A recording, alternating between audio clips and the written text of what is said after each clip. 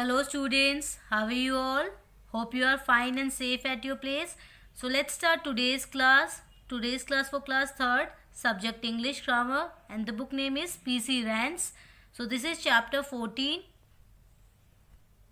lecture number 1 of chapter 14, and the topic is simple past. So today we are going to learn about simple past as we have already completed two topics, simple present and present continuous in chapter number 13. So today we are going to start with simple past. Okay, topics to be covered in this lecture, we will do definition, examples, rules and book exercise. Okay, so let's begin. So today we are going to study about simple past because we have already studied about two topics, that is simple present and simple continuous in previous lecture. Okay beta, so this is chapter number 14 which is on page number 56. So before starting this topic, I will tell you the rule for simple past. Rule is subject plus verb की second form use करेंगे यहाँ पे हम. Okay, आपने अभी तक simple present पे और प्रेजेंट कॉन्टिन्यूस में वर्ब की फर्स्ट फॉर्म यूज़ की, बट अब यहाँ पे हम सिंपल पास्ट में बेटा वर्ब की सेकेंड फॉर्म यूज़ करेंगे. Okay, then plus object. Okay बेटा, so subject. Now let's read the sentences below.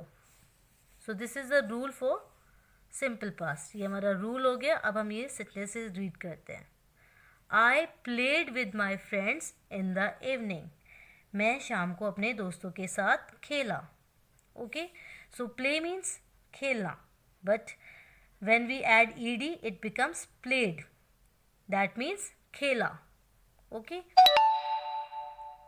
Second is the player kicked the ball. Okay, खिलाड़ी ने बॉल को लात मारी. So kick means लात मारना, but when we add ed it becomes kicked. Okay, लात मारी. महक hugged her mother. महक ने अपनी माँ को गले लगाया. ओके बेटा, hug means गले लगाना, और if we add ed then it will become गले लगाया. Now he entered in a grand manner. Grand manner means बेटा भव्य तरीके से. ठीक है, उसने भव्य तरीके से प्रवेश किया.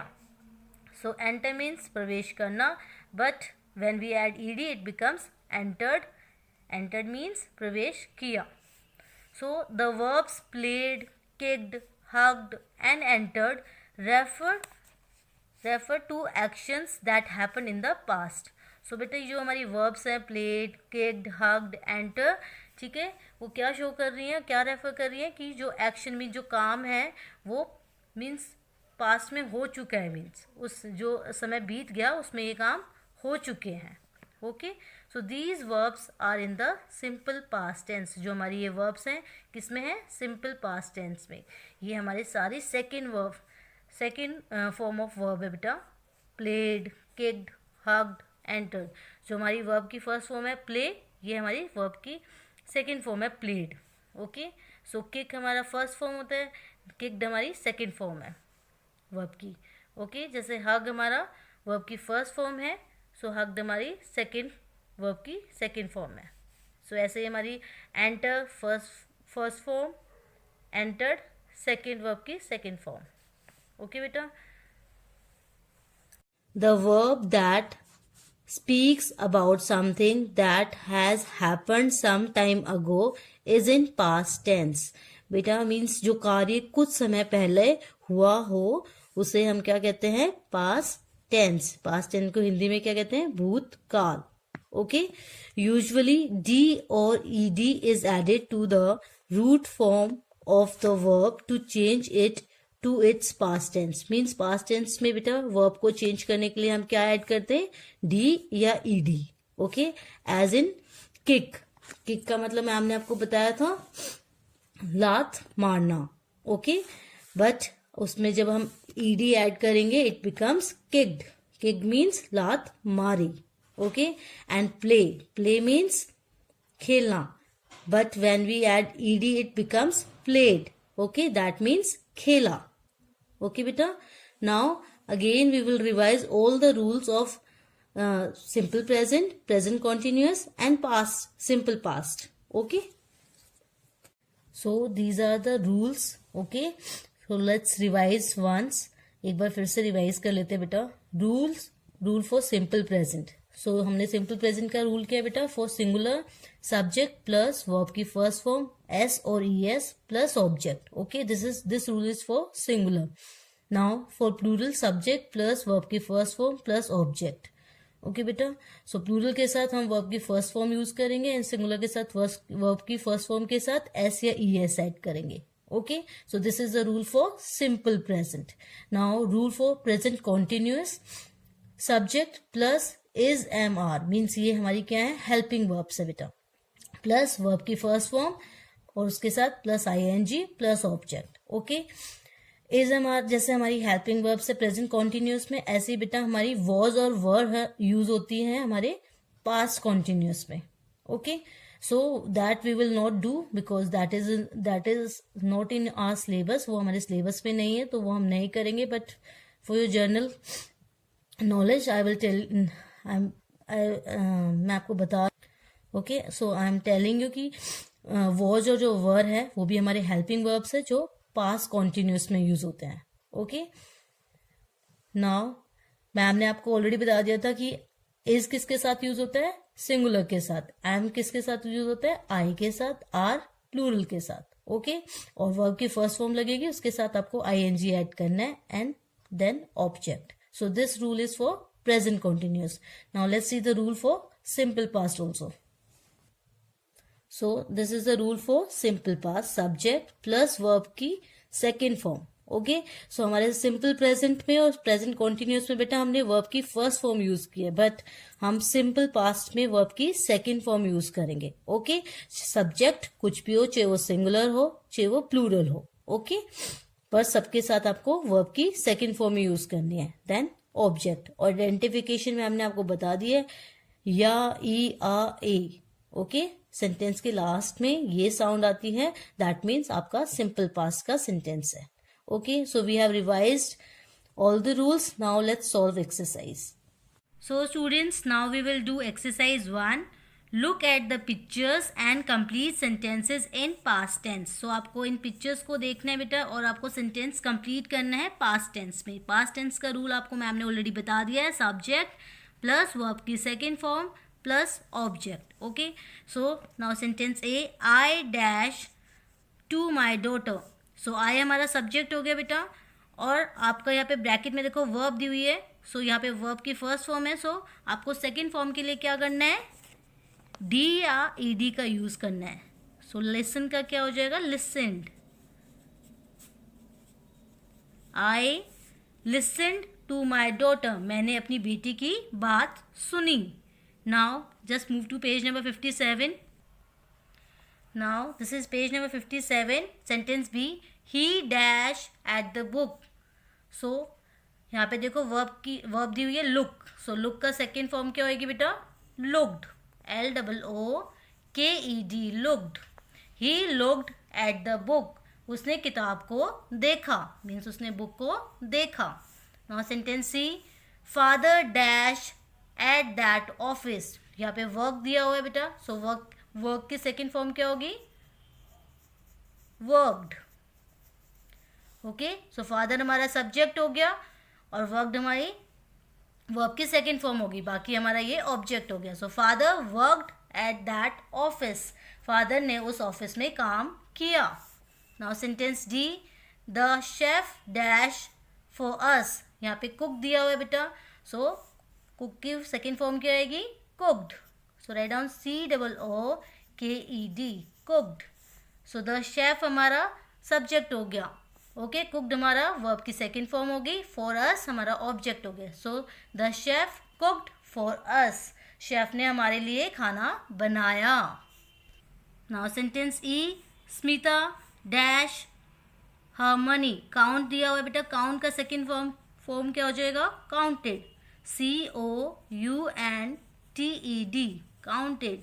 Smita counted her money. Smita हमारा सब्जेक्ट हो गया बेटा. काउंटेड हमारी वर्ब की सेकेंड फॉर्म हो गई और हर मनी हमारा ऑब्जेक्ट हो गया. तो Smita counted her money. Smita ने अपने पैसे काउंट किए.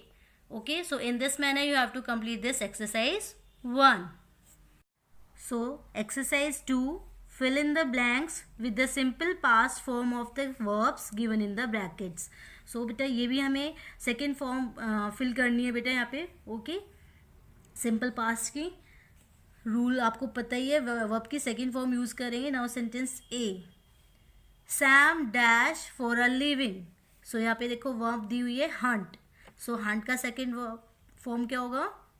Hunted. Head on HUNTED. Sam hunted for a living. So Sam ने जीने के लिए हंट किया, शिकार किया.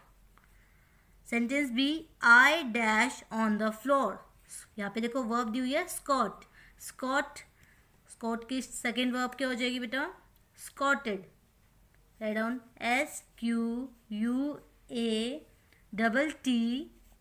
SQUATTED, scotted. So I scotted on the floor. Scotted means बेटा मीन्स अपने टांगों को मोड़कर जमीन से कुछ ऊपर, मतलब पैरों के बल बैठना. ओके, मीन्स आप उकड़ू भी कह सकते हो, उकड़ू बैठना. Now sentence C, Mary dash a little pet. So यहाँ पे हैज़ है. सो हैज़ का बेटा हमारा सेकेंड फॉर्म क्या होता है? Had. So write down had. So Mary had a little pet. Mary के पास एक छोटा सा पालतू जानवर था. Now sentence D, we dash in Kolkata 2 years back. So यहाँ पे verb की फर्स्ट फॉर्म है live. So सेकेंड फॉर्म आपको यूज करनी है. So live की क्या हो जाएगी बेटा? lived. LIVED, lived. So we lived in Kolkata 2 years back. Means हम 2 साल पहले कोलकाता में रहते थे. Now sentence E, I dash cricket with my friends. So यहाँ पे verb है play. So play का सेकेंड फॉर्म क्या हो जाएगी बेटा? played.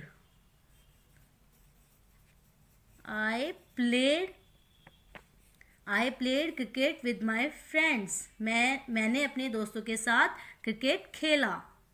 Now sentence F, we dash a chapter on grasshoppers. So memorize. Verb है आपकी memorize. So memorize की सेकेंड फॉर्म क्या हो जाएगी बेटा? memorized. So write down